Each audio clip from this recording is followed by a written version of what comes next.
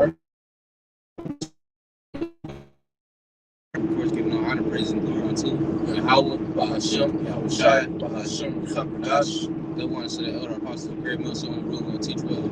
As I shall want to you, brothers, just for my listening and learning. And just getting right into it.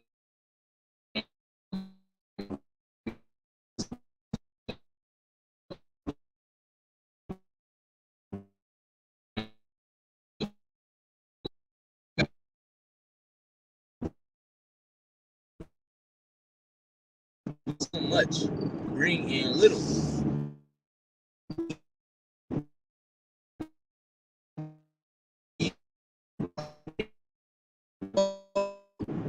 There is none that earn to put it live in this kingdom. You know, everything that we receive is not worth the time and effort and work that we put in.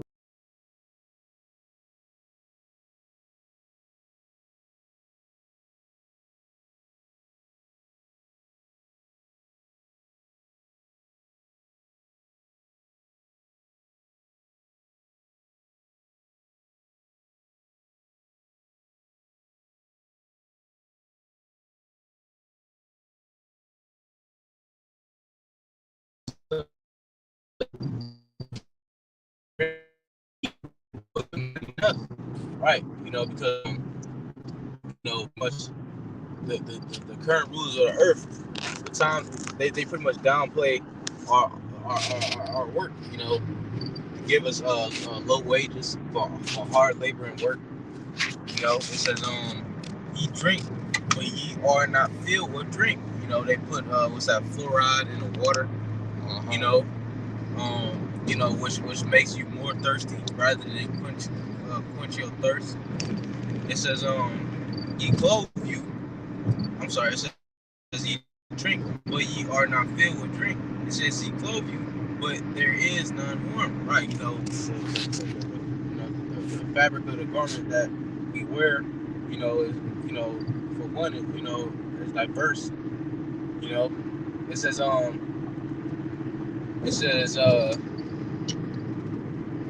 it's like it says and he that earneth wages to put it into a bag with holes, because the wages that we do earn, we have to apply it to the shekels that we have, you know, to keep us stable in Esau's kingdom. You know, you might have a car bill, you know, you might have a house bill, shit, you might have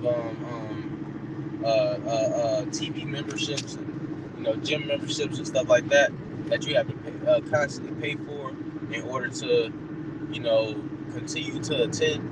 You know, so it's like every check that we receive, you know, you have to pour it into to whatever you have. You know, you can't, you know, well, I'm gonna keep reading. It says, "Thus saith the Lord of hosts, consider your ways." Well, what? That's pretty much it on that. Yeah, Kyle. Yeah, we just working just to get by to the next day. Right. We're just working to get by. We're not working to establish something and to be at rest. The money that we make, we basically just living paycheck after paycheck, barely making it after the next paycheck, man. You know, because we in captivity, we oppressed, man. We under these curses. That's a part of the curses, man. You know, hey, it said money bag into holes. We clothe ourselves still cold. We eat and still hungry because we under these curses. We eating these fake food. We eating these defiled that. I mean, we wearing these defiled clothes that's not properly warming us. Yeah, right, right. The diverse fabric and shit. You know. Then on top of that, we not even making money to actually live. We making money just to survive to the next paycheck, man. You know, that's oppression. I had a precept for you. This on the book of Baruch, chapter 3, verse 8.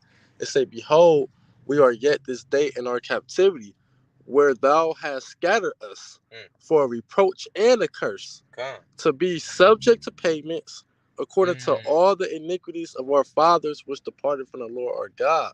So the reason why we in captivity because we sinned against the Lord. We broke the Lord's laws, statutes, and commandments. Back in the land of Israel. So what the Lord do to punish us? He put us in slavery. He had us be subject to payments. He had us be oppressed, be in captivity.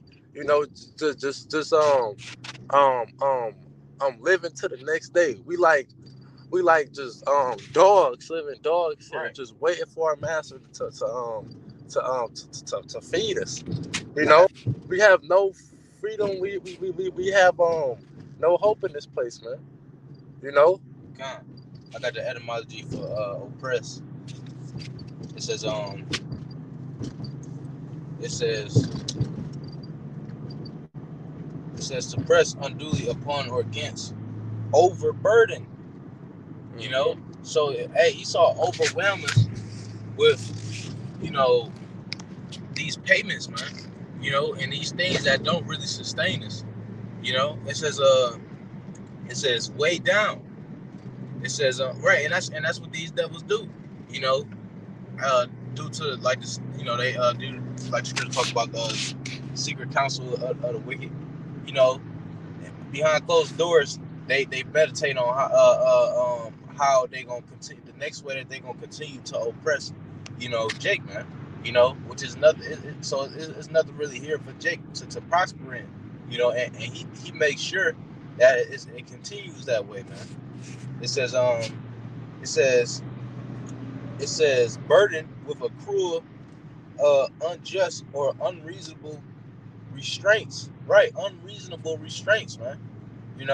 Which he been doing that, since shit. Because I remember shit. I think that was like the 1800s. When Jake started finally trying to build wealth for himself. What Esau would do was, he had put different legislations and laws to pretty much permit him, or to keep him from building some type of wealth. Which that's another form of oppression. Esau put these different draconian laws and things that will keep Jake from trying to prosper inside of some type of wealth in his kingdom, which that's all the Lord's will, because we in captivity. But it just goes to show also how much of the devil this man is. I'm gonna keep. It says burden with cruel, unjust, or unreasonable. This white truck. Oh, Carly, I busted around shot. That's spirit. It says keep down by an unjust exercise of power. It says to keep down by an unjust exercise of power, because all of the laws and things that this devil makes is pretty much aimed towards to benefit him and to further oppress the poor. That's what his whole kingdom is and government is based upon, is oppressing the poor and benefiting the rich. You see, but it says treat with unjust and undue severity. It says oppress, afflict, torment, it says smother. Yeah, it says to smother.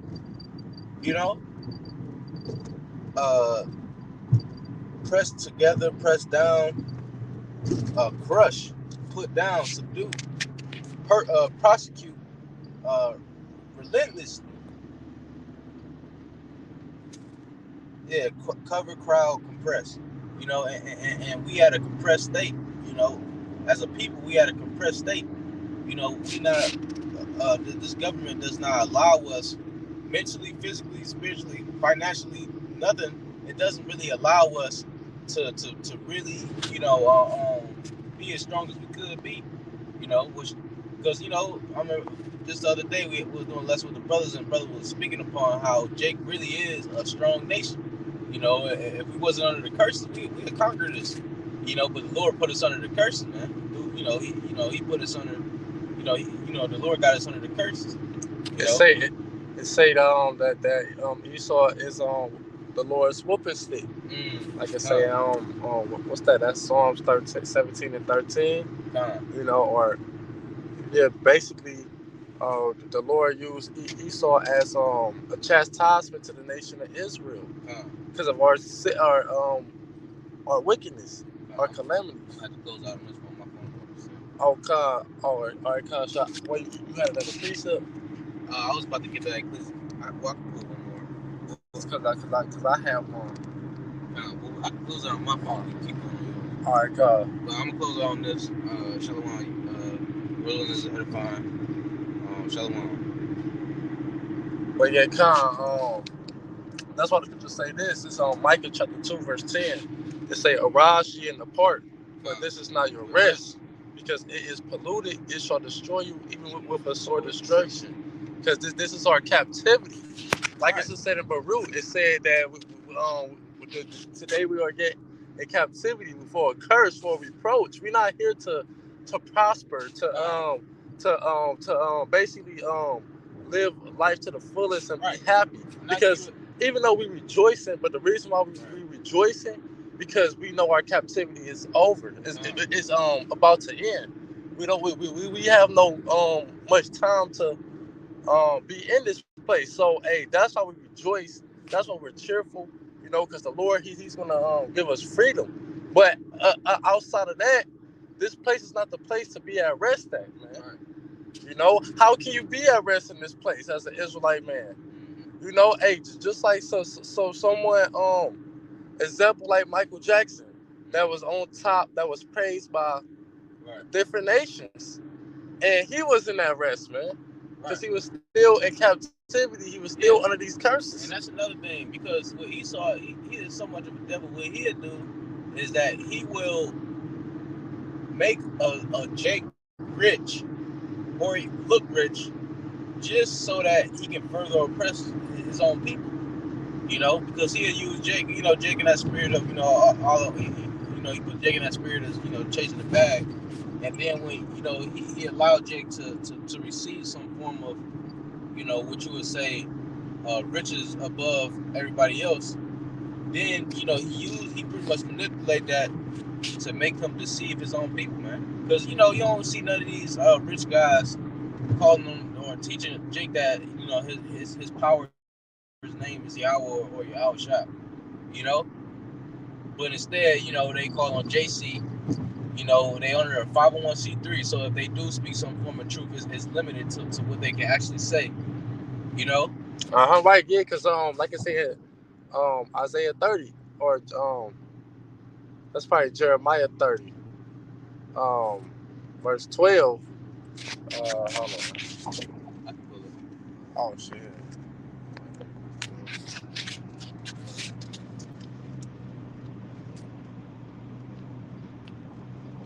I think that's Isaiah 30 or it's Jeremiah. I think it's Jeremiah 30.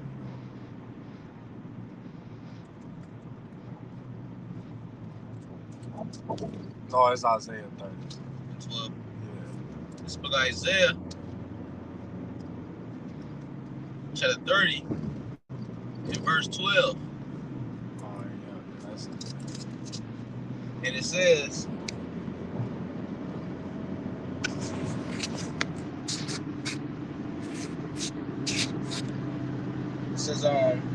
wherefore thus saith the Holy One of Israel, because ye despise this word and trust in oppression and perverseness, and say therein, therefore this iniquity shall be to you as a breach ready to fall.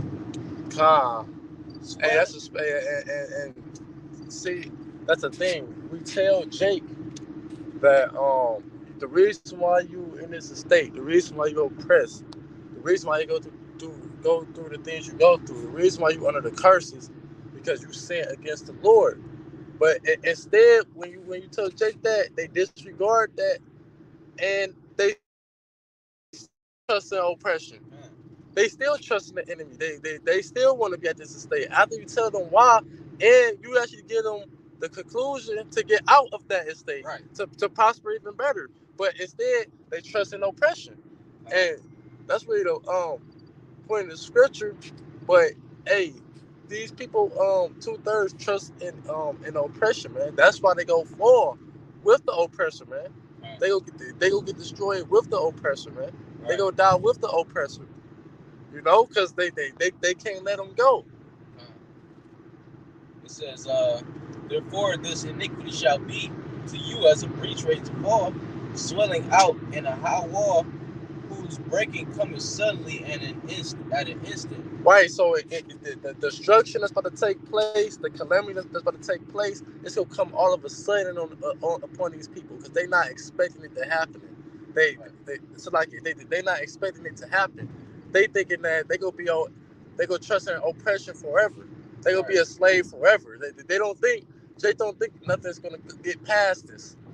You know, Jay think they gonna live in the projects forever, and their life just gonna continue like that, man.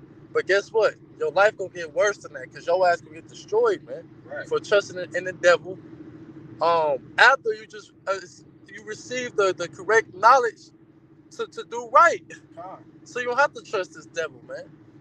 You know.